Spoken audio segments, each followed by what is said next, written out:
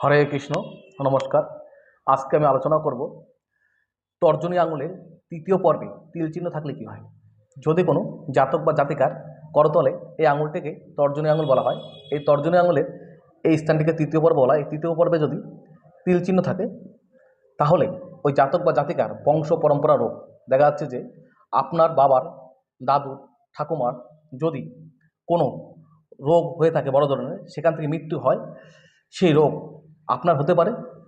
জিনগত ব্যাপার দেখা যাচ্ছে। এছাড়া দেখা যাচ্ছে আপনার মা বাড়ির দাদু, ঠাকুমা যদি কোনো রকম রোগ হয়ে থাকে বা সেখান থেকে মৃত্যু পর্যন্ত হয়েছে, সেই রোগ আপনার হতে পারে। সেখান থেকে আপনার স্বাস্থ্যগত সমস্যা আসতে পারে এবং সেখান থেকে আপনার মৃত্যু পর্যন্ত হতে পারে।